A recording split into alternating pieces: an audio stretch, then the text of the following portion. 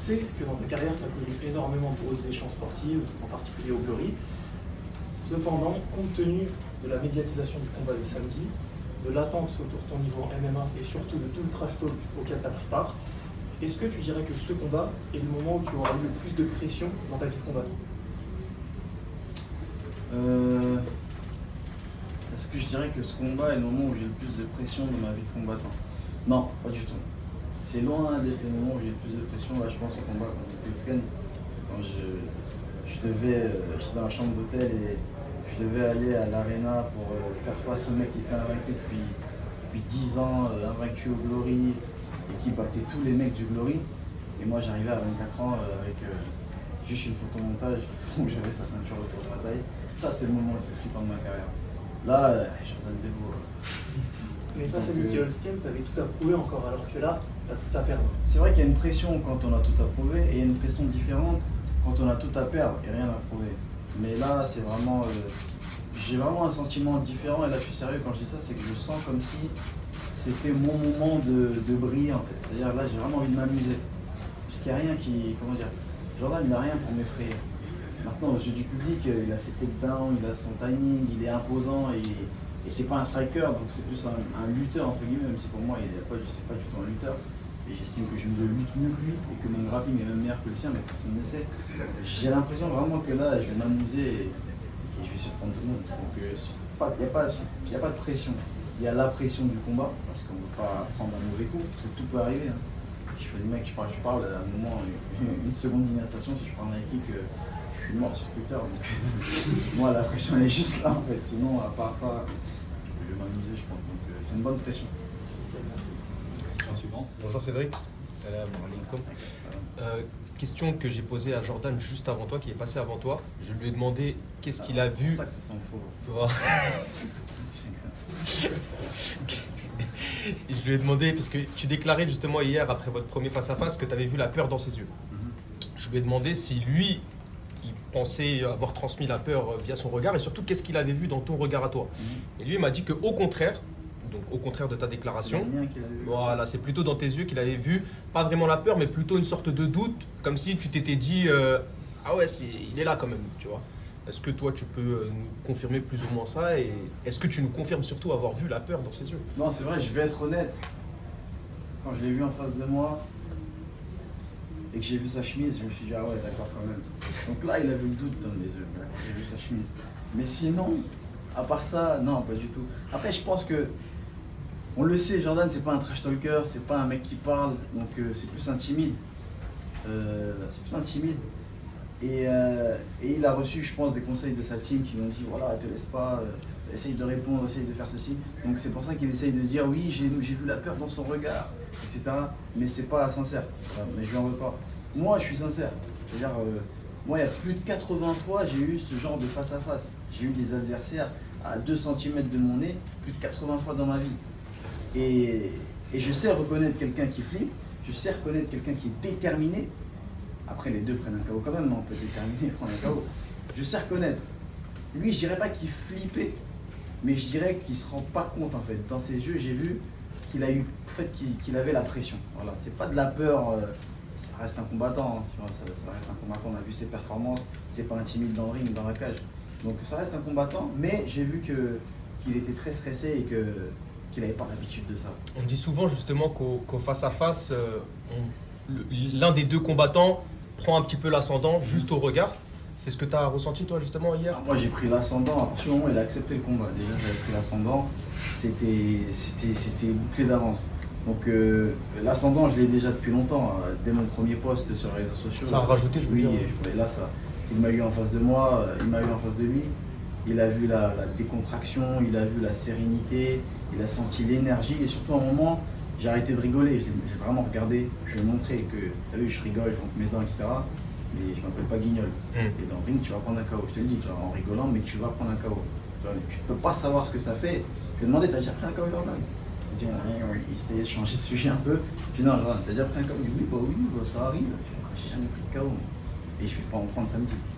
Et j'ai vu dans ses yeux que je disais, merde, pourquoi j'ai accepté, tu vois. Cédric, à chaque fois tu nous as pronostiqué dans le mille.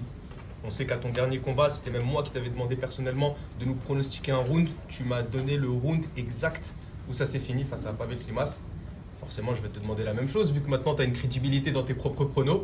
S'il te plaît, Cédric, quand est-ce qu'allons-nous voir Jordan au sol d'après tes pronostics? Alors là, il y a plusieurs choses qui se battent, plusieurs idées qui se battent dans ma tête. Je me dis, est-ce que je fais du Cédric Doumbé? Je l'éteins au premier round. Là, je pars trop le temps, après il y a une after, je vais avec Kylian et tout, on va s'enjailler.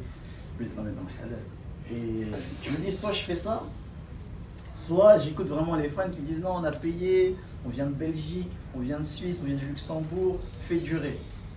Quel fan t'a dit ça?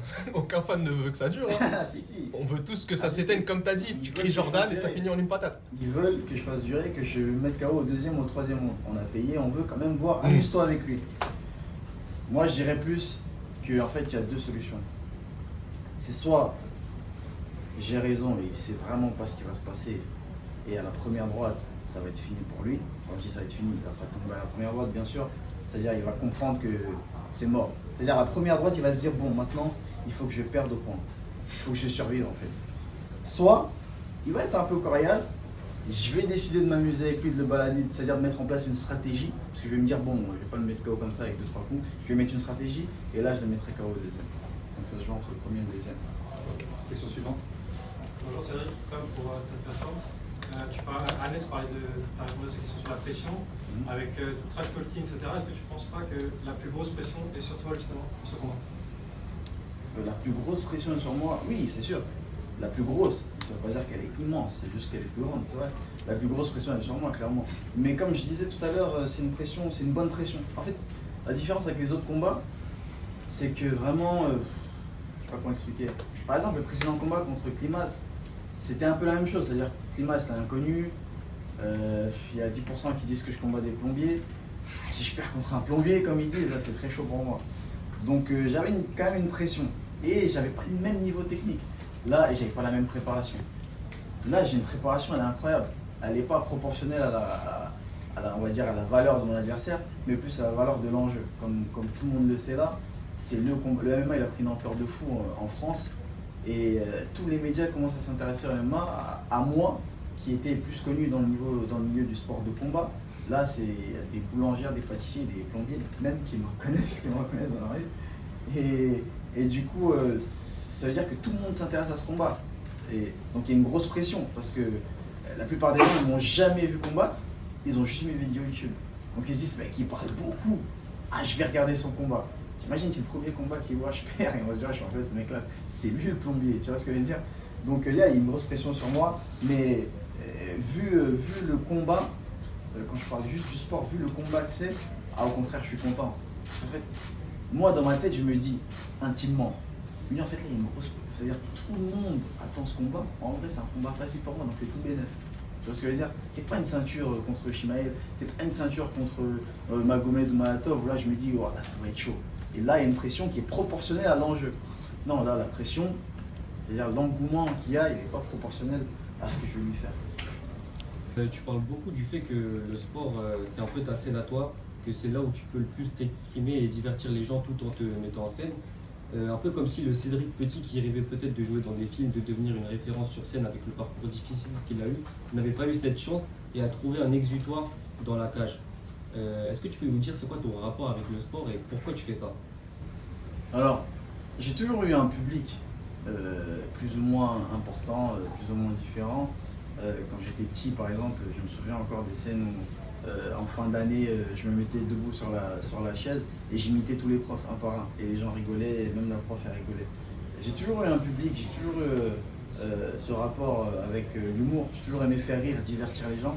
Le sport, ça m'offrait une scène aussi, parce qu'il y avait les frasques avant les combats, il y avait comment dire, le combat en lui-même, ou même pendant le combat, j'esquive un coup, je vais faire un peu de cinéma, les gens vont rire. Ça, c'est le moment où je kiffe en fait.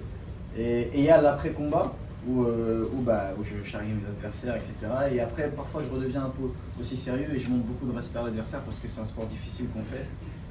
Donc en fait, mon rapport avec le sport, c'est juste que, comment dire, je suis juste un mec, un humoriste qui est bon dans ce qu'il fait, c'est tout. C'est-à-dire, moi, à la base, j'aime faire rire, mais j'arrive et j'ai découvert ce talent quel combat, le punch, le coup d'œil, et vas-y, si je cite toutes mes qualités, on n'a pas fini, je pense qu'on n'a pas le temps. Et donc j'ai juste découvert ça et puis j'essaye d'allier les deux parce que les deux ne sont pas incompatibles. Aujourd'hui, les gens parlent de trash talk et c'est vrai qu'en réfléchissant, c'est pas du trash talk que je fais. Moi, je suis plus là pour divertir. Alors qu'un Conor va faire du trash talk, un Ned Diaz, il va faire du trash talk, un John Jones contre DC, c'était du trash talk. Les mecs ils s'aimaient pas, ça s'insultait, etc. Moi, à aucun moment je vais insulter qui que ce soit. Ça va rester vraiment musulman. Salam alaikum. Il y a eu cette fameuse phrase d'une personne que tu apprécies beaucoup. Cyril Gane et Cédric ont commencé le MMA en même temps. Regardez où ils se trouvent maintenant.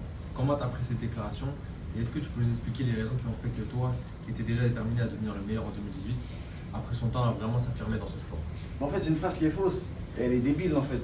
Mais quand on l'a dit comme ça vite, on se dit ah ouais, non. On va juste décortiquer la phrase. Cyril Gane et Cédric ont commencé en même temps. Regardez la carrière de Cyril Gane et regardez la carrière de Cyril Doumbé. Cyril Doumbé, 7 fois champion du monde, 11 fois champion du monde. Cyril Gane, intérim, c'est tout. Donc, là, oui, tu vois. Le MMA, oui. Mais on ne peut pas, comment dire, déterminer la carrière de quelqu'un avec un sport.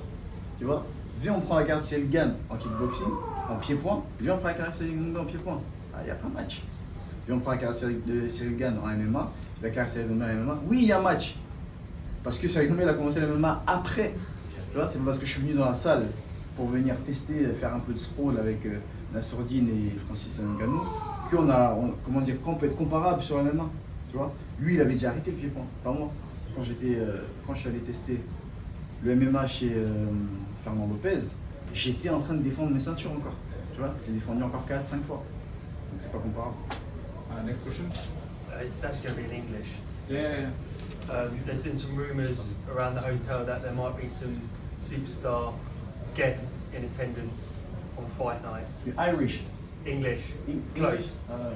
Is there anything you can tell us about who might be in attendance to watch the fight on Saturday? En gros, on a annoncé plusieurs personnalités qui viendraient dans le combat. Est-ce que tu as des nouvelles? Est-ce que tu as des noms de gens qui pourraient venir sur le combat de personnalités? Oui, bien sûr. Tous des amis proches, hein. On mange ensemble tous les samedis. Comme Kylian. Ah oui, in English. Oh, sorry. Eva. Je me suis lâché. Yeah, of course. We got people like Kylian Mbappe is a very good. For some people, the best French soccer player. We got Francis Ngannou, is not a secret right now. We got Djibril Cissé. We got DJ Snake, you know. We got Maître Gims also. We got Black M. We got Cedric Doumbé. Yes. And a lot of names, I forgot. You've spoken about in the past having a sort of a friendship with Killian. Have you spoken to him recently? Did he speak about your fight on Saturday? No, not recently. But he said that he will come, with some friend. The half of the PSG team will be there, and they say they will come to support, and they are really enjoying the trash talking, the press conference, they're enjoying my social media, and they can't wait for the fight. Et Cédric, il y a toute une partie sur en fait, juste, ça me fascine d'avoir ta réponse. Tu avais parlé chez Joe Rogan du fait que tu étais à moitié autodidacte quand tu es devenu champion de kickboxing. Comment ça se passe? C'est-à-dire que tu matais des vidéos et tu apprenais tout seul ou c'était du flow quand tu combattais? Comment ça s'est passé d'être autodidacte pour devenir champion du Glory? En fait, la partie autodidacte, oui, en fait, qu'est-ce qui s'est passé? C'est-à-dire que quand j'ai commencé au début par le full contact, j'avais un formateur. Il m'a formé, il m'a appris le combat, on va dire. Et puis 1 an après, il a dû arrêter. J'ai dû changer de club. Je suis arrivé dans ce club, du coup, j'ai continué le full contact. Et puis, on va dire 3 ans après, j'ai dû arrêter aussi. Et puis là, j'ai discuté avec un coach de Muay Thai qui m'a dit si tu veux vraiment cartonner en kickboxing, etc., vraiment non, tu vas où il y a les meilleurs. Et puis ça trottait dans ma tête d'aller où il y avait les meilleurs. Et puis je me suis dit en vrai, j'ai rien à perdre, je suis jeune.